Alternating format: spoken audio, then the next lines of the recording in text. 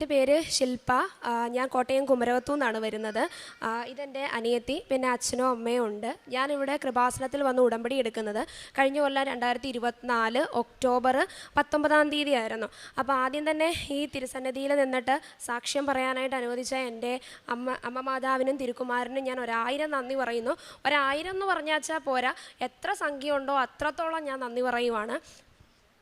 Okay, എത്ര സംഖ്യ ഉണ്ടോ അത്രത്തോളം ഞാൻ നന്ദി പറയുവാണ് അമ്മ മാതാവിനോട്. അപ്പം ആദ്യം തന്നെ ഞാൻ എൻ്റെ സാക്ഷ്യം പറയുന്നത്, ഞാനൊരു പ്രൊഫഷണലി ഒരു നേഴ്സാണ്. അപ്പോൾ എൻ്റെ പ്രോസസ്സിങ്ങിൽ എനിക്ക് ഒത്തിരി തടസ്സങ്ങൾ നേരിട്ടുണ്ടായിരുന്നു. എൻ്റെ വിസ അങ്ങനെ എല്ലാം എനിക്ക് തടസ്സങ്ങളായിരുന്നു. അപ്പം അത് അമ്മ മാതാവ് എനിക്ക് ശരിയാക്കി തന്ന ആ ഒരു സാക്ഷിയാണ് ഞാൻ പറയുന്നത്. അപ്പോൾ ആദ്യം തന്നെ ഞാൻ എൻ്റെ സാക്ഷ്യം പറയുന്നതിന് മുമ്പ് ആദ്യം പറയണം, അതായത് എനിക്ക് മാതാവുമായിട്ട് അല്ലെങ്കിൽ ഈ ഷോപ്പയായിട്ടുള്ളൊരു കണക്ഷൻ എന്ന് പറയുന്നത്, ഞാൻ 7ാം ക്ലാസ് മുതൽ പള്ളിവക ഒരു സ്കൂളിലായിരുന്നു പഠിച്ചത്. അപ്പോൾ അവിടെ ഒരു ഗ്രോട്ടോ ഉണ്ട്. അപ്പം ഞാൻ എല്ലാ ദിവസവും രാവിലെ അവിടെ എന്നും പ്രാർത്ഥിച്ചിട്ടാണ് ക്ലാസ്സിൽ പോകുന്നത്. അപ്പോൾ എനിക്ക് എന്തോ ഒരു പോസിറ്റീവ് ഫീലിംഗ് തോന്നും. പിന്നെ അതുപോലെ തന്നെ എല്ലാ ആഴ്ചയിലും കുർബാനയിൽ എനിക്ക് കൂടുതലും ഉള്ളത് ക്രിസ്ത്യൻ ഫ്രണ്ട്സ് ആയിരുന്നു. അപ്പോൾ ഞാനൊരു ഹിന്ദുവാണ്, എന്നാലും ഞാൻ അവരുടെ കൂട്ടത്തിൽ ഞാൻ കുർബാന അറ്റൻഡ് ചെയ്യാനായിട്ട് പോകുമായിരുന്നു. അപ്പോൾ എനിക്ക് ഭയങ്കര ഇഷ്ടമാണ് മാതാവും ഈശോപ്പനെ എനിക്ക് ഭയങ്കര ഇഷ്ടമാണ്. അപ്പം ഇനി എൻ്റെ പ്രോസസ്സിങ്ങിൻ്റെ ഇതിലോട്ട് വരുമ്പോൾ ഞാൻ പറഞ്ഞു, ഞാനൊരു നേഴ്സാണ് പ്രൊഫഷണലി. അപ്പം ഞാൻ എൻ്റെ നേഴ്സിംഗ് ഡിഗ്രി കംപ്ലീറ്റ് ചെയ്യുന്നത് 2021 അപ്പോൾ ഇത് കഴിഞ്ഞപ്പോൾ എല്ലാ നേഴ്സുമാരെയും പോലെ തന്നെ എനിക്കും ഉണ്ടായിരുന്നു ആഗ്രഹം എബ്രോഡ് പോകണം. ഒന്നാമത് ബിലോ അവറേജ് ഫാമിലിയിൽ നിന്നാണ് വരുന്നത്. അപ്പോൾ കുടുംബത്തിനെ ഒന്ന് സഹായിക്കണമെന്നുണ്ട്. അപ്പം ഞാൻ ഒരു തവണ OET എഴുതി. ആ ടൈമിൽ അച്ഛന് കുറച്ച് സ്ട്രോക്കും അസുഖങ്ങളും ഉണ്ട്. എന്നാലും സപ്പോർട്ടീവായിട്ടുള്ള പേരൻസ് ആയതുകൊണ്ട് ഒരു തവണ നമുക്കൊരു ചാൻസ് തന്നു, എഴുതിക്കോളാൻ പറഞ്ഞ്. അത് കഴിഞ്ഞപ്പം അൺഫോർച്ചുനേറ്റ്ലി എനിക്ക് 1 മാർക്കിന് എൻ്റെ റൈറ്റിംഗ് മൊഡ്യൂൾ പോയായിരുന്നു. പിന്നെ എനിക്ക് ചോദിക്കാൻ പറ്റില്ല, എഴുതിക്കോട്ടെ ഒന്നൊന്ന് ചോദിക്കാനുള്ളൊരു അവസരമൊന്നുമില്ല. പിന്നെ അത് ആ പ്ലാൻ അങ്ങ് വിട്ടു. പിന്നെ എൻ്റെ മുമ്പിൽ ഒരു പ്ലാൻ ജോലിക്ക് കയറുക എന്നുള്ളതാണ്. പിന്നെ ജോലിക്ക് കയറി 1 കൊല്ലം നിന്നു. പക്ഷേ ഇപ്പം എല്ലാവർക്കും അറിയാം നമ്മുടെ നാട്ടിലത്തെ നഴ്സുമാരുടെ അവസ്ഥ. നമുക്കങ്ങനെ ശമ്പളം ഇപ്പോൾ ആസ് എ ഫ്രഷറായിട്ടൊരു 12 രൂപയൊക്കെ ഉള്ളൂ. അത് നമുക്ക് ഒന്നിനും നമുക്ക് എടുക്കാനായിട്ട് പറ്റില്ല. എനിക്ക് ലോണുണ്ട്, എഡ്യൂക്കേഷണൽ ലോണ്. അതിന് കറക്റ്റായിട്ട് 5000 രൂപ നമ്മൾ വീട്ടിൽ കൊടുക്കണം. പിന്നെ ഒന്നിനും തികയില്ല. അപ്പോൾ ഇങ്ങനെ പോകെ എനിക്ക് മനസ്സിലായി, ഇതുകൊണ്ട് നമ്മുടെ കുടുംബത്തിനെ സപ്പോർട്ടൊന്നും ചെയ്യാനായിട്ട് പറ്റത്തില്ല. അപ്പോൾ അങ്ങനെ എൻ്റെ ഒരു കസിൻ ചേട്ടൻ പറഞ്ഞിട്ടാണ് ജർമ്മൻ ലാംഗ്വേജിനെ പറ്റും, ജർമ്മനി എന്ന കൺട്രീനെ പറ്റി അറിയുന്നത്. അപ്പോൾ ഒരുപാട് എനിക്കതിനെപ്പറ്റി ആധികാരികമായിട്ടൊന്നും അറിയത്തില്ല. ഇങ്ങനെയാണ് പ്രോസസ്സിങ്ങും കാര്യങ്ങളും ഒന്നും. ഓപ്പർച്യൂണിറ്റീസ് ഉണ്ടെന്ന് മാത്രം അറിയാം. അങ്ങനെ ഞാൻ ജർമ്മൻ ലാംഗ്വേജ് സെലക്ട് ചെയ്തു. അങ്ങനെ ചേട്ടൻ പറഞ്ഞത് വെച്ചിട്ട് ഒരു ഏജൻസിയിലാണ് കൊടുത്തത്. അപ്പം നമ്മൾ ഏജൻസി തിരക്കിയപ്പോൾ തന്നെ അവർ പറയുന്നത്, അവർ ഫുൾ കാര്യങ്ങൾ പ്രോസസ്സിങ്ങും പഠിപ്പീരും എല്ലാം അവർ ചെയ്യും. അപ്പം B1 ഞാൻ പറഞ്ഞു, എനിക്ക് ഒരു കാര്യങ്ങളും ഇതിനെപ്പറ്റി പ്രോസസ്സിങ്ങിനെ പറ്റി ഒന്നും അറിയത്തില്ല. ഓപ്പർച്യൂണിറ്റീസ് ഉണ്ട്, എടുത്തു. അങ്ങനെ B1 വെച്ചിട്ട് കയറ്റി വിടാമെന്ന് പറഞ്ഞു. Mainly A1 A2 B1 B2 ഇങ്ങനെ 4 ലെവൽസ്. അപ്പോൾ B1 വെച്ചിട്ട് കയറ്റി വിടാമെന്നും പറഞ്ഞു. അങ്ങനെ ഞാൻ പഠിക്കാനായിട്ട് സ്റ്റാർട്ട് ചെയ്തു. നമ്മൾ ഹാർഡ് വർക്ക് ചെയ്യാനായിട്ടുള്ളതെല്ലാം ചെയ്യുന്നുണ്ട്. അപ്പം ശരിക്കും പറഞ്ഞാൽ എൻ്റെ കൃപാസന മാതാവും എൻ്റെ ജർമ്മൻ ലാംഗ്വേജും തമ്മിലാണ് നല്ലൊരു കണക്ഷൻ ഉള്ളത്. കാരണം ഞാൻ പഠിക്കാൻ തുടങ്ങിയ ആദ്യത്തെ ആഴ്ച മുതൽ തന്നെ എനിക്ക് കൃപാസനം പത്രം ഓരോരുത്തരും കൊണ്ട് തരും, ബസ്സിലും അതുപോലെ തന്നെ അടുത്ത് പള്ളിയിൽ ഇരിക്കുമ്പോഴത്തേക്ക് തരും. അപ്പം ഈ പത്രം എനിക്ക് മാതാവിനെ ഇഷ്ടമാണ്. അപ്പോൾ പത്രം വരുമ്പോഴേ ഞാൻ എന്ത് ചെയ്തു, എനിക്കൊരു സ്റ്റാമ്പ് കളക്ഷൻ പോലൊരു ഹോബിയായി. അതായത് ഇങ്ങനെ വരും, ഞാനത് വാങ്ങിച്ചെൻ്റെ ബാഗിനകത്ത് ഞാൻ വെക്കും. അപ്പം ഇങ്ങനെ ഒരു മാസത്തെ തന്നെ ഒരു 5ഉം 6ഉം പത്രമൊക്കെ എൻ്റെ ബാഗിനകത്തുണ്ട്. അപ്പം ഞാനൊരു ദിവസം അമ്മയോട് പറഞ്ഞു, അമ്മ ഇത് കണ്ടോ, എനിക്ക് ഇത്രയും പത്രം എൻ്റെ കയ്യിലുണ്ടെന്ന് പറഞ്ഞു. അപ്പം അമ്മ പറഞ്ഞു, അതായത് മോനെ, അമ്മയ്ക്ക് കുറച്ചുകൂടെ അറിയാം കൃപാസനം എന്താണെന്ന്. അപ്പോൾ അമ്മ പറഞ്ഞു, മോനെ, കൃപാസനം പത്രം എൻ്റെ കയ്യിൽ കിട്ടിക്കഴിഞ്ഞാൽ എൻ്റെ ഫ്രണ്ട്സൊക്കെ പറഞ്ഞിട്ടുണ്ട്, അത് അമ്മ മാതാവ് നമ്മൾ വരാൻ ആഗ്രഹിക്കുന്നുണ്ട്, അതിനാന്ന് പറഞ്ഞു. എന്നാലും അപ്പം അമ്മ പറഞ്ഞു, നിനക്ക് ഇത്രയും പത്രം ഇല്ലേ നിൻ്റെ കയ്യിൽ, അപ്പോൾ ഇനി വാങ്ങിക്കണ്ടെന്ന് പറഞ്ഞു. എന്നാലും ഞാൻ വാങ്ങിച്ചു വെക്കും, എനിക്ക് ഭയങ്കര ഇഷ്ടം. അപ്പം അത് ഞാൻ ഞാനിങ്ങനെ കളക്ട് ചെയ്യുന്നുണ്ട്, ബാഗിനകത്ത് വെക്കുന്നുണ്ട്, ഇങ്ങനെ പഠിത്തം പോവുക. അങ്ങനെ ഒരു 6 മാസം കൊണ്ട് തന്നെ ഹാർഡ് വർക്ക് ചെയ്തു. ഈശോയുടെ ഒക്കെ അനുഗ്രഹം കൊണ്ട് ഞാൻ B1 ഫസ്റ്റ് അറ്റംപ്റ്റ് പാസ്സായി. B1 പാസ്സായി കഴിഞ്ഞപ്പോഴത്തേക്ക് ഇവർ പറഞ്ഞത്, B1 പാസ്സായിട്ട് നമുക്കപ്പോൾ കയറ്റിവിടാമെന്നാണ് പറഞ്ഞിരിക്കുന്നത്. അപ്പം ഏറ്റവും ഈ ഒരു ഏജൻസിയുടെ ഒരു പ്രത്യേകത എന്ന് പറയുന്നത്, നമുക്കറിയാം ഇപ്പോൾ ഫ്രീ ഓഫ് കോസ്റ്റ് നേഴ്സുമാർക്ക് ഈ ഒരു ജർമ്മൻ പ്രോസസ്സിംഗ് എന്നൊക്കെ പറയുന്നത്. പക്ഷേ എന്നോട് അവർ പറഞ്ഞിരുന്നത് 3 ലക്ഷം വിത്തൗട്ട് ടിക്കറ്റ് ആയിരുന്നു. അപ്പം നമ്മൾ അത്രയും പൈസ കൊടുക്കുമ്പോൾ അവർക്ക് അത്രയും ഒരു കമ്മിറ്റ്മെൻ്റ് ഉണ്ടെന്നല്ലേ നമ്മൾ കരുതുക. അപ്പം ആദ്യത്തെ ഞാൻ ജയിച്ചപ്പോൾ ചോദിച്ചപ്പോഴത്തേക്ക് അവരോട് പറഞ്ഞു ഒരു 1.15 രൂപ അടയ്ക്കണമെന്ന് പറഞ്ഞു. അപ്പം കടമൊക്കെ വാങ്ങിച്ചിട്ട് ഞങ്ങൾ ആ ഒരു 1.15 രൂപ അടയ്ക്കുകയും ചെയ്തു. അപ്പം നമ്മൾ ചോദിക്കുക എത്ര നാളെടുക്കും ഏകദേശം ഇത് ശരിയാക്കാൻ? അപ്പോൾ അവർ പറയുന്നത് ഒരാഴ്ച കൊണ്ട്, ഞങ്ങൾക്ക് പരിചയമൊക്കെ ഉള്ള ആളുകൾ അവിടെ ഉള്ളതുകൊണ്ട് നമുക്ക് പെട്ടെന്ന് ഒരാഴ്ച കൊണ്ട് തന്നെ ശരിയാക്കും.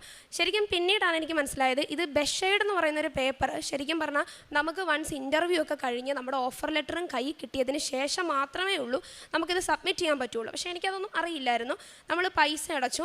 ഒരാഴ്ച കഴിഞ്ഞപ്പം അവർ പറഞ്ഞതനുസരിച്ച് നമ്മൾ വിളിച്ചു ചോദിച്ചു, സാർ ബെഷേഡ് വന്നോ, ഇനി ബാക്കി കാര്യങ്ങൾ എങ്ങനെയാണ്? അപ്പം ഒരാഴ്ചയായിട്ടും വന്നിട്ടില്ല, 2 ആഴ്ചയായി വന്നിട്ടില്ല, 4 മാസം കഴിഞ്ഞിട്ടും ഇത് വരുന്നില്ല.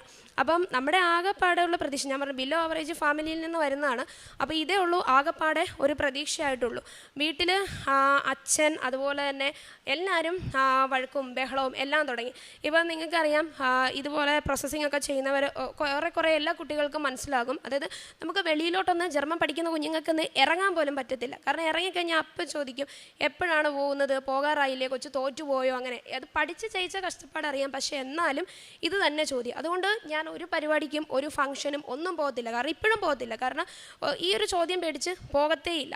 അപ്പം ഇങ്ങനെയായി വഴക്കും ബഹളവുമായിട്ട് വീട്ടിൽ പൊക്കോണ്ടിരിക്കുന്ന സമയത്ത് എൻ്റെ ചേട്ടായി പറഞ്ഞായിരുന്നു, കസിൻ ചേട്ടൻ പറഞ്ഞു ഇതുപോലെ ഞാൻ ആലപ്പുഴയിൽ പോയപ്പോഴത്തേക്ക് റെയിൽവേ സ്റ്റേഷനിൽ ഇരുന്നപ്പം ട്രെയിൻ ഇറങ്ങി കുറച്ച് പേര് വന്നപ്പോൾ ഒരു ആൻറ്റിയായിട്ട് സംസാരിക്കുന്ന വഴിക്ക് മനസ്സിലായതാണ് ആൻറ്റിയൊക്കെ വരുന്നത് മുംബൈയിൽ നിന്നാണ്.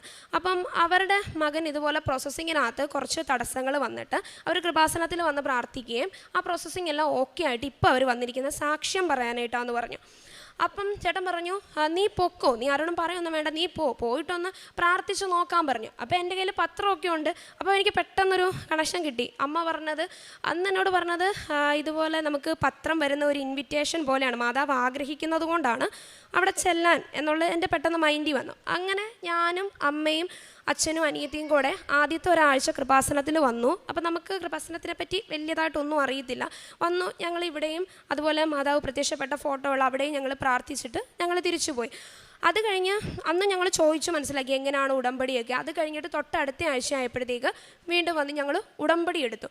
പക്ഷേ ഉടമ്പടി എടുത്ത് കഴിഞ്ഞപ്പോഴത്തേക്ക് എൻ്റെ ലൈഫിലുണ്ടായ മാറ്റങ്ങളെന്ന് പറയുന്നത് അത് ഭയങ്കര മാജിക്ക് പോലെയാണ്. അതായത് എനിക്ക് ക്രിസ്ത്യൻസ് എല്ലാവരും അരമണിക്കൂർ ഉടമ്പടിയിൽ ബൈബിൾ വായിക്കും. അപ്പോഴത്തേക്ക് എനിക്കും ഒരാഗ്രഹം, ബൈബിൾ എനിക്ക് വായിക്കണമെന്നൊരാഗ്രഹമുണ്ട്. അപ്പം ഞാൻ എൻ്റെ ഒരു ഫ്രണ്ടിനോട് പറഞ്ഞു, എനിക്ക് ഒരു ബൈബിൾ കൊണ്ടുതരാമോ ചേച്ചി എന്ന് ചോദിച്ചു. അതായിരുന്നു എൻ്റെ ആദ്യത്തെ എനിക്ക് അമ്മ മാതാവും ഈശോപ്പനും തന്ന അനുഗ്രഹം. അപ്പോൾ ചേച്ചി എനിക്ക് ബൈബിൾ കൊണ്ടുതരാമെന്ന് പറഞ്ഞു. അപ്പം ഞങ്ങൾ എല്ലാ ആഴ്ചയിലും ഇൻസ്റ്റിറ്റ്യൂട്ടിൽ പോയി ചോദിക്കും. അപ്പം അങ്ങനെ പരിചയമുള്ളൊരു ചേച്ചിയാണ്. അപ്പോൾ ചേച്ചി എനിക്കൊരു കവർ ഒരു ദിവസം കൊണ്ടു തന്നിട്ട് പറഞ്ഞു ഇത് തുറന്നു നോക്കാൻ പറഞ്ഞു. ഞാനത് തുറന്നു നോക്കിയപ്പോഴത്തേക്ക് ബൈബിളും ഉണ്ട്, ജപമാലയുണ്ട്. നല്ല പുതിയ ബൈബിളും ജപമാല ബുക്കും.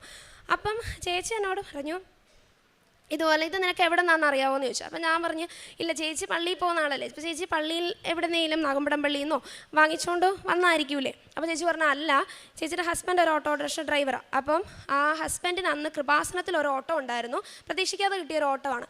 അപ്പം ചേട്ടൻ നീ ഇങ്ങനെ പറഞ്ഞതുകൊണ്ട് അവിടെ നിന്ന് ഒരു ബൈബിളും ഒരു ജപമാല ബുക്കും വാങ്ങിച്ചുകൊണ്ട് വന്നാന്ന് പറഞ്ഞു. അതെനിക്കന്ന് ഭയങ്കര സന്തോഷമായി. കാരണം ഞാൻ ആഗ്രഹിച്ചപ്പം തന്നെ മാതാവ് എനിക്കത് കൃപാസനത്തിൽ നിന്ന് തന്നെ ഒരു ബൈബിളും ജപമാല ബുക്കും കൊടുത്തുവിട്ടത് എനിക്ക് ഒത്തിരി ഭയങ്കര സന്തോഷമായിരുന്നു. അങ്ങനെ ഞങ്ങളിങ്ങനെ ഉടമ്പടിയിലായി. ഞങ്ങൾ പ്രേക്ഷിത പ്രവർത്തനങ്ങളൊക്കെ ചെയ്യുന്നുണ്ട് നമ്മളെ കൊണ്ടാകാവുന്ന രീതിക്ക്. മെഡിക്കൽ കോളേജിൽ പോയിട്ട് ഒരു മാസത്തിലൊരു 5 ചോറും പൊതി അത്രയേ ഉള്ളൂ നമ്മളെ കൊണ്ട് പറ്റുള്ളൂ. അപ്പം അത്രയും കൊടുക്കാറുണ്ട്. അതുപോലെ പത്രം കൊടുക്കാറുണ്ട്. പെയിൻ ആൻഡ് പാലിയേറ്റീവിൽ ആസ് എ നേഴ്സ് ആയതുകൊണ്ട് നമുക്ക് എന്തെങ്കിലുമൊക്കെ കെയർ അവിടെ കൊടുക്കാൻ പറ്റുമല്ലോ. അപ്പം പെയിൻ ആൻഡ് പാലിയേറ്റീവിൽ മെഡിക്കൽ കോളേജിൽ പോയിട്ട് അങ്ങനെ സഹായിക്കാറുണ്ടായിരുന്നു. അപ്പം എൻ്റെ പ്രേക്ഷിത പ്രവർത്തനവും പ്രാർത്ഥനയും എല്ലാം മുമ്പോട്ട് പോകുന്നുണ്ട്. അപ്പോൾ ഒരു ദിവസം എൻ്റെ അമ്മ എന്നെക്കാളും നന്നായിട്ട് പ്രാർത്ഥിക്കുന്ന ഒരാളാണ്. അപ്പം ഞങ്ങളിങ്ങനെ രാത്രിയിൽ സന്ധ്യാപ്രാർത്ഥന ചൊല്ലിയപ്പോഴത്തേക്ക് അമ്മ എന്നോട് പറഞ്ഞു, മോനെ എൻ്റെ മനസ്സിലിങ്ങനെ മാതാവ് പറയുന്നതായിട്ട് എനിക്ക് തോന്നുക, നിങ്ങൾ എന്തിനാ ഇത് എടുത്തതെന്ന്. അപ്പം ഞങ്ങൾക്കൊരു ഡൗട്ടായി പോയി. ഇത് മാതാവ് ഈ ചോദ്യം ചോദിച്ചത് എന്തിനാ നിങ്ങൾ ഇത് എടുത്തതെന്ന് ചോദിച്ചത് ഒരു പോസിറ്റീവ് സൈനാണോ നെഗറ്റീവ് സൈനാണോ, എന്തിനാ ഇത് എടുത്തതെന്നാണ് മാതാവ് ചോദിച്ചത്. അപ്പം ഒന്നാമതേ നമ്മൾ ഈ സങ്കടത്തിൽ പോവാണ്. അപ്പം നമ്മൾ തന്നെ അത് ന്യായീകരിച്ച് വളച്ചൊടിച്ച് ഞങ്ങൾ ഇങ്ങനെയാക്കി, നമ്മൾ ഇത്രയും ദുഃഖിക്കുമല്ലേ. അപ്പം മാതാവ് പറയുന്നത് നമ്മളൊരു കാര്യത്തിലേക്ക് ഇറങ്ങി തിരിച്ചു കഴിഞ്ഞാൽ അതിനനുസരിച്ച് സങ്കടങ്ങൾ ഉണ്ടാകും. അപ്പം നിങ്ങൾ എന്തിനാ എടുത്ത് ഇതൊന്നും സഹിക്കാൻ പറ്റില്ലെങ്കിൽ എന്തിനാ ഇതെടുത്തതെന്ന് നമ്മൾ സ്വയം ആശ്വസിച്ചു ഇത് പറഞ്ഞിട്ട്. അത് കഴിഞ്ഞ് എൻ്റെ പ്രോസസ്സിങ് ഇങ്ങനെ ലാഗായി കൊണ്ട് തന്നെ ഇരിക്കുവാണ്. 6 മാസം 7 മാസം ഒക്കെ കഴിഞ്ഞു. എനിക്ക് പിന്നെ പേടിയായി. എൻ്റെ ഈ ലാംഗ്വേജിലായിട്ട് എനിക്ക് നല്ല കോൺഫിഡൻസ് ഉണ്ട് എൻ്റെ ലാംഗ്വേജിൽ. പക്ഷേ അത്ര ആയപ്പം എനിക്ക് തന്നെ എൻ്റെ സെൽഫ് കോൺഫിഡൻസ് കുറയാനായിട്ട് തുടങ്ങി. എനിക്കിനി നന്നായിട്ട് ഈ ലാംഗ്വേജ് അറ്റൻഡ് ചെയ്യാനായിട്ട് പറ്റില്ലേ എന്ന് വരെ എനിക്ക് തോന്നിത്തുടങ്ങി. അപ്പം അങ്ങനെ ഇരിക്കെ ഈ എൻ്റെ മനസ്സിൽ തന്നെ തോന്നുവാണ് B2 പഠിക്കാം. കാരണം അപ്പോഴത്തേക്ക് എനിക്ക് ഏറെക്കുറെ ഇത് മനസ്സിലായി, ഇങ്ങനെയാണ് പ്രോസസ്സിങ്. B2 ഉണ്ടെങ്കിൽ നമുക്ക് ഫ്രീ ഓഫ് കോസ്റ്റ് പോകാനായിട്ട് പറ്റും. അങ്ങനെ B2 പഠിക്കാമെന്നുള്ള തീരുമാനത്തിൽ B2ൻ്റെ പ്രിപ്പറേഷൻ ഞാൻ സൈഡ് ബൈ സൈഡായിട്ട് നടത്തുന്നുണ്ട്. പിന്നെ ഒരു ചേച്ചി എനിക്ക് ആ ടൈമിൽ നല്ല മുറയ്ക്ക് പഴയ ഏജൻസിക്കാർ ഞങ്ങൾക്ക് ഇത് നടത്തുന്നുണ്ട്, ഇൻ്റർവ്യൂസ് നടത്തുന്നുണ്ട്. അങ്ങനെ വലിയ ഫേമസ് ആയിട്ടുള്ള ഹീലിംഗ് ഗൈസ്റ്റ് ഹോസ്പിറ്റലിലൊക്കെ കിട്ടുന്നുണ്ട്. പക്ഷേ എന്താണെന്നറിയത്തില്ല, എനിക്ക് ജോലി കിട്ടും. ഞാൻ ഏത് ഇൻ്റർവ്യൂ അറ്റൻഡ് ചെയ്താലും അമ്മ മാതാവിൻ്റെ തൈലവും ഉപ്പും എല്ലാം പുരട്ടി കാശുരൂപവും കൈ പിടിച്ചിട്ടാണ് ഞാൻ അറ്റൻഡ് ചെയ്യുന്നത്. എനിക്ക് എല്ലാത്തിലും കിട്ടും, ഓഫർ ലെറ്ററും വരും. പക്ഷേ ഈ ഏജൻസിക്ക് അത് പിടിക്കത്തില്ല. ഇത് വേണ്ട എന്നിങ്ങനെ മാറ്റിക്കൊണ്ട് വിട്ടുകൊണ്ടിരിക്കുവാണ്. നമ്മൾ ആകെ പടമെടുത്തു. അങ്ങനെ ഏറ്റവും ഒടുക്കം ഇവർ നമുക്ക് കൊണ്ടുതന്നൊരു ഓഫർ ലെറ്റർ എന്ന് പറയുന്നത് അതെനിക്ക് ഭയങ്കര സഹിക്കാവുന്നതിലപ്പുറം പോയി. അതിനകത്തുള്ള പൊസിഷൻ എന്ന് പറയുന്നത് ഹൗസ് ഉണ്ട് ആംബുലൻ്റെ ഫ്ലീഗ എന്നാണ്. ഇപ്പം ജർമ്മൻ പഠിക്കുന്നവരുണ്ട്, അല്ലെങ്കിൽ അതിനെപ്പറ്റി അറിയാവുന്നവർക്ക് അത് മനസ്സിലാകും. ഹൗസ് മീൻസ് വീട്, ദെൻ ആംബുലൻ്റെ മീൻസ് ആംബുലൻസ്, ഫ്ലീഗ മീൻസ് കെയർ. അപ്പം ആംബുലൻസും അതുപോലെ തന്നെ ഹോം നേഴ്സും. അപ്പം ഞാൻ മാതാവിനോട് പറഞ്ഞു, എൻ്റെ മാതാവ്, ഞാൻ ഉടമ്പടി എടുത്തിട്ടും മാതാവ് എനിക്ക് ഇതാണോ തരുന്നത്? ശരിക്കും പറഞ്ഞാൽ എൻ്റെ കൂട്ടുകാരെല്ലാം UK ഫ്രീ ഓഫ് കോസ്റ്റ് ആയിട്ടാണ് പോയേക്കുന്നത്. ഇപ്പോഴും എൻ്റെ അച്ഛനും അമ്മയും എന്നെ ജർമ്മൻ പഠിപ്പിക്കാനായിട്ടും ഇതിനും എല്ലാം ഇങ്ങനെ കാശ് മുടക്കിക്കൊണ്ട് അവർ തന്നെ ഇങ്ങനെ ചിലവഴിക്കുക. അപ്പോൾ എന്നെക്കൊണ്ട് എൻ്റെ അച്ഛനും അമ്മയ്ക്കും ഒരു പ്രയോജനവും ഇല്ലേ? പിന്നെ ഈ ഹൗസ് ഉണ്ട് ആംബുലൻ്റ് ഫ്ലീഗ നേഴ്സ്, ഞാൻ അതാണോ മാതാവേ പഠിച്ചതെന്ന് ഞാൻ കരഞ്ഞു. ഞാൻ എൻ്റെ ജീവിതത്തിൽ കരയാൻ അത്രത്തോളം ഞാൻ ഇതിലൂടെ കരഞ്ഞിട്ടുണ്ട്. അപ്പം ഞാനത് കരഞ്ഞ് മാതാവിനോട് ചോദിച്ചു. അപ്പം ഞാൻ വിചാരിച്ചു, ഇനി എന്താണേലും ചിലപ്പോൾ മാതാവ് ആഗ്രഹിക്കുന്നത് ഇതായിരിക്കും, ഓക്കെ പോട്ടെ, ഞാൻ ഈ ഒരു ഫ്ലോയ്ക്ക് പോവുകയാണെന്ന് തന്നെ മാതാവിനോടും ഈശോപ്പയോടും ഞാൻ പറഞ്ഞു. അപ്പം ഞാനിങ്ങനെ ഒരു ചേച്ചിയോട് എൻ്റെ സങ്കടം പറഞ്ഞായിരുന്നു. ചേച്ചി, ഈ ഹോം നേഴ്സ് അത് ചേച്ചി ഞാനതല്ല പഠിച്ചത്, എനിക്ക് നേഴ്സ് തന്നെ ആകണം എന്നുള്ള ഒരിതുണ്ടായിരുന്നു. അപ്പം ഈ ചേച്ചി എന്നോട് പറഞ്ഞു, ഒരു ഇൻസ്റ്റിറ്റ്യൂട്ട് ഞാൻ പറഞ്ഞുതരാം, നീ അവിടെ ഒന്ന് വിളിച്ചു ചോദിക്കാൻ പറഞ്ഞു. അപ്പം എൻ്റെ മനസ്സിൽ എല്ലാ ഏജൻസികളും കള്ളന്മാരാണ്. കാരണം വെച്ച് കഴിഞ്ഞാൽ നമ്മളോട് ആദ്യം ഇങ്ങനെ പറയും, പക്ഷേ പിന്നീട് അതൊന്നുമല്ല നടക്കുന്നത്. അപ്പം ഞാൻ പറഞ്ഞു, ശരി, ഞാൻ എന്ത് പറഞ്ഞാലും മാതാവിനോട് ഞാൻ പറയും കേട്ടോ, മാതാവേ ഇങ്ങനെയാണ് കേട്ടോ, ഒരാൾ പറഞ്ഞു തന്നു, ഞാനിത് വിളിക്കുവാണ്. അങ്ങനെ പുതിയൊരു ഏജൻസിയിൽ വിളിച്ചപ്പോൾ ആദ്യം തന്നെ എടുത്തപ്പോഴത്തേക്ക് അവർ പറഞ്ഞു, ഒരു സ്ക്രീനിങ് വെക്കാം, നിൻ്റെ ലാംഗ്വേജ് സ്കിൽ എത്രയുണ്ടെന്ന് അറിയാനായിട്ട്. അന്ന് വീട്ടിൽ വഴക്കാണ്. അച്ഛൻ ഡെയിലി വരുമ്പം പറയും അയാളെ വിളിക്കാം, സാറിനെ വിളിച്ചിട്ട് എന്ത് കാര്യം, അവരെടുക്കത്തു പോലുമില്ല. ഇപ്പം എടുക്കാതിരുന്നിട്ട് നമ്മളിങ്ങനെ വിളിക്കുമ്പോൾ നമുക്കൊരു മടുപ്പുണ്ടല്ലോ, ഇവരെടുക്കാതെ വരുമ്പോൾ. തിങ്കളാഴ്ച വിളിക്കും, ഞാൻ വിളിക്കും, എന്നിട്ട് ടൈം ടേബിൾ മോഡൽ ചൊവ്വാഴ്ച അച്ഛൻ വിളിക്കും, ഇങ്ങനെയായി. അങ്ങനെ ഞാൻ പുതിയൊരു ഇൻസ്റ്റിറ്റ്യൂട്ടിൽ വിളിച്ചു. അവർ തുടക്കത്തിൽ പറഞ്ഞു സ്ക്രീനിങ് വെക്കാമെന്ന് പറഞ്ഞു. അങ്ങനെ സ്ക്രീനിങ് വെച്ചപ്പോഴത്തേക്ക് വളരെ അപ്പോഴും ഞാൻ കശുരൂപം ഉപ്പും തൈലവും എല്ലാം ഞാൻ പുരട്ടിയാണ് ഞാൻ ആ ഒരു ഇൻ്റർവ്യൂ അറ്റൻഡ് ചെയ്യുന്നത്. അപ്പം അവർ വളരെ നല്ല ഫീഡ്ബാക്കാണ് തന്നത്. കൂടാതെ ആ ഇൻ്റർവ്യൂ എടുത്ത മാം എന്നോട് ചോദിക്കുകയും ചെയ്തു, നീ എവിടെയാണ് പഠിച്ചത്, നിനക്ക് ഞങ്ങളുടെ അടുത്ത് ട്യൂട്ടറായിട്ട് വർക്ക് ചെയ്യാൻ പറ്റുമോ? എനിക്ക് ഒന്നും ചിന്തിക്കേണ്ടി വന്നില്ല. കാരണം എൻ്റെ മാതാവ് തന്നെ ചോദിപ്പിച്ച ഒരു ചോദ്യമാണ്. കാരണം ഞാൻ പറഞ്ഞു, ഒരു വരുമാനവും ഇല്ല, അത് 25,000 രൂപ ആ ഒരു ഓഫർ ലെറ്റർ തന്ന് ഞാൻ പറഞ്ഞു യെസ് പറഞ്ഞു. ഓക്കെ, അപ്പോൾ എനിക്കൊരു വരുമാനമായി, എനിക്കൊരു ജോലിയായി. അപ്പം ആ വഴിക്ക് ഞാനിങ്ങനെ പ്രോസസ്സിങ് കണ്ടിന്യൂ ചെയ്തുകൊണ്ടിരിക്കുകയാണ്. അങ്ങനെ എൻ്റെ എംപ്ലോയർ ഇൻ്റർവ്യൂ ഒക്കെ എനിക്ക് അധികം താമസിക്കാതെ അവിടെ എനിക്ക് കിട്ടി. അപ്പോഴും സൈഡ് ബൈ സൈഡായിട്ട് ഇവിടെ പ്രോസസ്സിങ് നടക്കുന്നുണ്ട്. ഒന്നും ആയില്ല എന്നും ചോദിക്കുമ്പോൾ പറയുന്ന അടുത്ത വെള്ളിയാഴ്ച വരും. അതുപോലെ ചിലപ്പം പറയും ഉർലോബ് വെക്കേഷൻ ആണെന്ന് പറയും. അപ്പം മുറയ്ക്ക് അവിടെയും പ്രോസസ്സിങ് നടക്കുന്നുണ്ട്. അപ്പം ഇങ്ങനെ ഈ സൈഡ് ബൈ സൈഡായിട്ട് പുതിയ ഈ പ്രോസസ്സിങ് കൂടെ നടക്കുമ്പോഴത്തേക്ക് ഒരു ദിവസം ഇതുപോലെ ഞാൻ ചോദിച്ചു, ഇതുപോലെ എന്തായി പ്രോസസ്സിങ്. അപ്പോൾ എനിക്ക് പെട്ടെന്ന് തന്നെ ഒരു ഇൻ്റർവ്യൂ അവരെനിക്ക് അറേഞ്ച് ചെയ്തു തന്നു. അങ്ങനെ അതിലും ഞാൻ പാസ്സായി. അപ്പോൾ ഇതിൻ്റെ അടുത്ത ഭാഗം എന്നോളം ട്രാൻസ്ലേഷൻ അറ്റസ്റ്റേഷൻ എന്ന് പറഞ്ഞിട്ടൊരു പ്രൊസീജിയറുണ്ട്. അതിന് ഞാൻ എൻ്റെ ഒറിജിനൽ സർട്ടിഫിക്കറ്റ് അയച്ച് ജർമ്മനിയിലോട്ട് പുതിയ ഏജൻസിക്കാർ പറഞ്ഞത് വെച്ചിട്ട് കൊടുത്തു. ഓക്കെ, അപ്പം ഞാൻ അമ്മ പറയുന്നതനുസരിച്ച് ഞാൻ ആ ഫ്ലോയ്ക്കാണ് പൊയ്ക്കൊണ്ടിരിക്കുന്നത്. എനിക്കറിയത്തില്ല എൻ്റെ ലൈഫ് എങ്ങോട്ടാണെന്നൊന്നും എനിക്കറിയത്തില്ല. അപ്പോൾ അൺഫോർച്ചുനേറ്റ്ലി എൻ്റെ ആദ്യം കൊടുത്ത അപ്പോഴത്തേക്ക് 1 കൊല്ലത്തോളമായി എൻ്റെ ആദ്യത്തെ ഏജൻസിയിൽ പ്രോസസ്സിങ് നടക്കാൻ തുടങ്ങിയിട്ട്. അവിടുന്ന് ഇത്രയും കാത്തിരുന്ന ബഷീഡ് വന്നു എന്ന് പറഞ്ഞു. പക്ഷേ എനിക്കവിടെ ഒറിജിനൽ സബ്മിറ്റ് ബാക്കി പ്രോസസ്സിങ്ങിന് വേണ്ടി സബ്മിറ്റ് ചെയ്യാൻ പറ്റില്ല. കാരണം രണ്ടാമത്തെ ഏജൻസിയിൽ ഞാൻ കൊടുത്തിരിക്കുന്നത് കൊണ്ട് എൻ്റെ സർട്ടിഫിക്കറ്റ്സ് ജർമ്മനിയിലാണ്. ഓക്കെ, അപ്പം ഇതുപോലെ ഞാൻ പറഞ്ഞു ഞാൻ ക്വിറ്റ് ചെയ്യുവാണ്. എന്നാലും എനിക്കൊരു സംശയമുണ്ട്, അവിടെ ഞാൻ അത്രയും കാത്തിരുന്നിട്ടും എനിക്ക് കിട്ടിയില്ല. ഇപ്പോൾ ഈ ഒറിജിനൽ സർട്ടിഫിക്കറ്റ്സ് അവിടെ ആയതുകൊണ്ടാണ് എനിക്കത് കൊടുക്കാൻ പറ്റാതിരുന്നത്. അതിനോടൊപ്പം തന്നെ ഞാൻ എൻ്റെ B2 എക്സാം എഴുതിയിട്ടുണ്ടായിരുന്നു. B2 എക്സാമും ഞാൻ പാസ്ഡായി. അത് ഞാൻ പറയുവാണെങ്കിൽ എൻ്റെ B2ൻ്റെ റിസൾട്ട് വരുന്നത് വെറും 15 ദിവസം കൊണ്ടാണ്. 15 ദിവസം കൊണ്ട്, സാധാരണ ഒരു 30 ദിവസമൊക്കെ എടുക്കുന്നത്, 15 ദിവസം കൊണ്ട് എൻ്റെ റിസൾട്ട് വന്നത്. അത് ഞാൻ കൃപാസനത്തിൽ ഉടമ്പടി പുതുക്കാനായിട്ട് ഒരു ദിവസം വരുമ്പോഴാണ് വെളുപ്പിനെ ഞാൻ എൻ്റെ റിസൾട്ട് കാണുന്നത്. അതും എല്ലാം എനിക്ക് അത്ഭുതങ്ങൾ സംഭവിക്കുന്ന എല്ലാം ചൊവ്വാഴ്ച ദിവസങ്ങളിൽ തന്നെയാണ്. അതൊരു മാതാവിൻ്റെ ഒരു അനുഗ്രഹം എന്നാണ് ഞാൻ കരുതുന്നത്. അപ്പം റിസൾട്ട് വന്നു. പിന്നെ അവിടെ നിന്നുണ്ടായ ഒരു മാറ്റം എന്ന് പറയുന്നത് എനിക്ക്, അത് ഞാൻ പറഞ്ഞത് മാജിക്കാണ്. കാരണം എൻ്റെ ഈ പറഞ്ഞ പോലെ പെട്ടെന്ന് തന്നെ ബഷീർഡ് പേപ്പർ വന്നു. പിന്നെ പ്രീ അപ്രൂവൽ എന്ന് പറയുന്നൊരു പ്രൊസീജിയർ ഉണ്ടായിരുന്നു. അതിന് 1 മാസത്തോളമാണ് സമയമെടുക്കുന്നത്. പക്ഷേ നമ്മൾ പറയുമല്ലോ not by merit but by grace. എനിക്കറിയാം അത് ഈശോപ്പൻ്റെ എൻ്റെ അമ്മ മാതാവിൻ്റെ അനുഗ്രഹം കൊണ്ട് മാത്രമാണ് 1 മാസം കൊണ്ട് വരേണ്ട പ്രീ അപ്രൂവൽ തന്നെ എനിക്ക് ഒരാഴ്ച കൊണ്ടാണ് കിട്ടിയത്. അതിനുശേഷം എൻ്റെ VFS അപ്പോയിൻമെൻറ്റ് ഈ ഡിസംബർ 11-ാം തീയതി ആയിരുന്നു. അതും എനിക്ക് ഏജൻസിക്കാർ VFSന് പോകുമ്പോൾ പറഞ്ഞിരുന്നത് എസ്റ്റിമേറ്റഡ് ഡേറ്റ് ഓഫ് ട്രാവൽ 26 എന്ന് എഴുതണമെന്നായിരുന്നു. ഞാൻ അതുപോലെ തന്നെ എഴുതിയത്.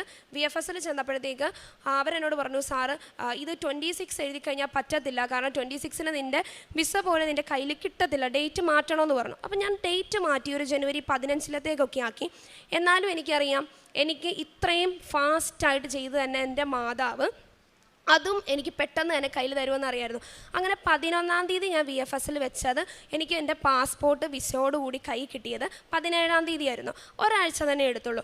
അപ്പം എനിക്കത് കിട്ടിയപ്പോഴും എനിക്ക് ഉള്ളിൽ പേടിയൊന്നുമില്ല. അതായത് എനിക്കിതിനകത്ത് എൻ്റെ വിസ അപ്രൂവ്ഡ് ആണെന്ന് എനിക്ക് അറിയാം. കാരണം എൻ്റെ മാതാവിൻ്റെ കൂടെ ഉണ്ട്, ഈശോപ്പനുണ്ട്. അപ്പം എനിക്ക് എന്താണെങ്കിലും അത് അപ്രൂവ്ഡ് ആണെന്ന് അറിയാം. എന്നാലും എൻ്റെ അനിയത്തി പറഞ്ഞു, ചേച്ചി നമുക്കിത് അടുത്തൊരു പള്ളിയുണ്ട്, നമ്മളിതുവരെ പോയിട്ടില്ലാത്ത പള്ളിയാണ്, അപ്പം അവിടെ ഒന്ന് പോകാം, അവിടെ നമുക്ക് പോയിട്ട് നമുക്ക് അവിടെ വെച്ച് ഇത് തുറന്നു വെച്ചാൽ മതിയെന്ന് പറഞ്ഞു. അങ്ങനെ അവിടെ ചെന്നപ്പോഴത്തേക്ക് 2 സൈഡിലും മംഗളവാർത്ത എന്ന് എഴുതി വെച്ചിട്ടുണ്ട് പള്ളിയിലോട്ട് കയറുമ്പോഴത്തേക്ക്. അപ്പോഴും എനിക്കറിയാം എൻ്റെ ഈ പാസ്പോർട്ടിനകത്തുള്ളതൊരു മംഗളവാർത്തയായിരിക്കും. അപ്പം ഞങ്ങൾ ഓപ്പൺ ചെയ്തു, പാസ്പോർട്ട് അപ്രൂവ്ഡ് ആണ്. അപ്പം എനിക്ക് പറയാനായിട്ടുള്ളത് ഇതാണ്, അതായത് ഒത്തിരി പള്ളികൾ കേട്ടിട്ടുണ്ട്. അപ്പം ഈ ഒരു എന്തിനാ ജർമ്മൻ എടുത്തത് എന്നൊക്കെ ചോദിച്ചാൽ ഒത്തിരി ചോദ്യങ്ങളൊക്കെ കേട്ടിട്ടുണ്ട്. എന്നാലും ഞാൻ പറയുവാണ്, വൺസ് നമ്മൾ അമ്മ മാതാവിൻ്റെ മുമ്പിൽ നമ്മൾ ഒന്ന് മുട്ടുകുത്തി കഴിഞ്ഞാലുണ്ടല്ലോ, പിന്നെ മാതാവ് നോക്കിക്കോളും. അന്ന് എൻ്റെ ആ സർട്ടിഫിക്കറ്റ് എൻ്റെ കൂടെ ഉണ്ടായിരുന്നെങ്കിൽ ചിലപ്പോൾ ഞാൻ ആ 3 ലക്ഷം കൊടുത്ത് ആംബുലൻറ്റ് ഫ്ലീഗയ്ക്ക് ചിലപ്പോൾ ഒരുപക്ഷെ കയറി പോയേനെയായിരുന്നു. പക്ഷെ അമ്മ മാതാവിനറിയാം എന്താണ് നല്ല കാര്യം, അത് നമ്മളിലേക്ക് എപ്പോഴാണ് നന്നായിട്ട് എത്തിച്ചു തരേണ്ടതെന്ന് ശരിക്കും പറഞ്ഞാൽ മാതാവിന് നന്നായിട്ട് അറിയാം. അപ്പം ഇപ്പം ഞാൻ പോകുന്നത് ഫ്രീ ഓഫ് കോസ്റ്റ് ആയിട്ടാണ് ഞാൻ പോകുന്നത്. എനിക്ക് 1 രൂപ പോലും അമ്മ മാതാവിൻ്റെ ഈശോപ്പയുടെ അനുഗ്രഹത്തിൽ എനിക്ക് മുടക്കേണ്ട ഒരു നല്ലൊരു ഹോസ്പിറ്റലിലോട്ട് തന്നെയാണ് ഞാൻ പോകുന്നത്. അപ്പോൾ എൻ്റെ പാസ്പോർട്ട് ഞാനിവിടെ അമ്മ മാതാവിന് ഈശോപ്പനെ കാണിക്കാൻ വേണ്ടി കൊണ്ടുവന്നിട്ടുണ്ട്. ഇതാണ് എൻ്റെ വിസ. ഇതെൻ്റെ വിസയാണ് അപ്രൂവ്ഡ് ആയിട്ടുള്ളത്. അപ്പോൾ ഇപ്പോഴത്തെ ഒരു വെയിറ്റിംഗ് പീരീഡ് എന്ന് പറയുന്നത് ടിക്കറ്റ് വരാനായിട്ടുള്ളതാണ്. അത് ഈ മോസ്റ്റ് പ്രോബബ്ലി ഒരു 2 വീക്സിൽ തന്നെ വരുമെന്നാണ് ഈ പുതിയൊരു ഏജൻസി പറഞ്ഞിരിക്കുന്നത്. ഈശോപ്പയ്ക്കും അമ്മ മാതാവിനും 1000 നന്ദി.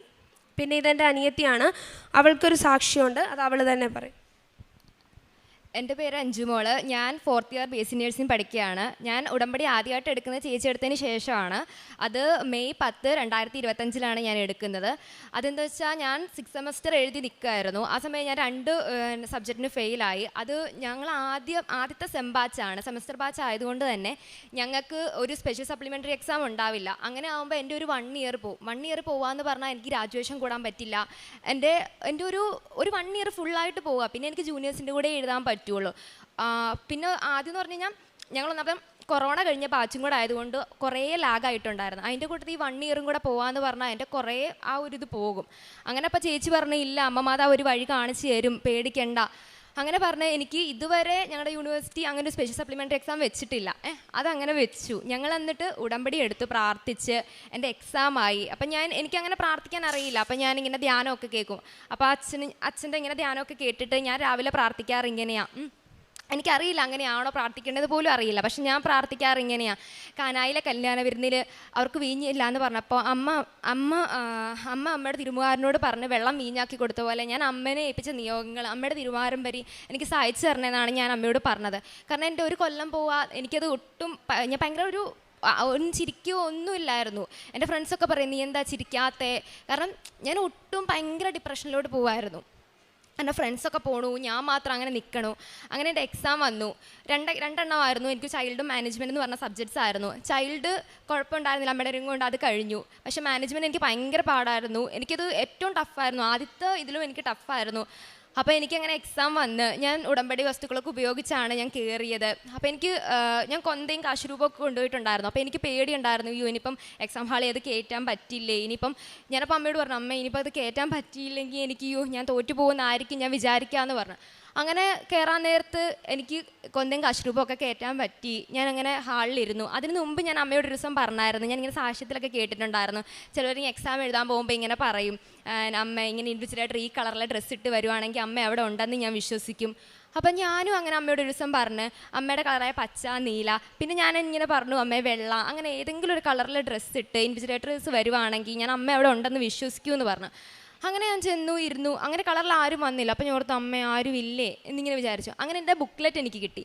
ബുക്ക്ലെറ്റ് കിട്ടിയപ്പോൾ അതിൽ ഞാൻ കണ്ടത് ആ നൂൽ, അതിൽ സ്റ്റിച്ച് ചെയ്ത നൂലുണ്ട്, ആ നൂലിൻ്റെ കളർ പച്ചയാണ്.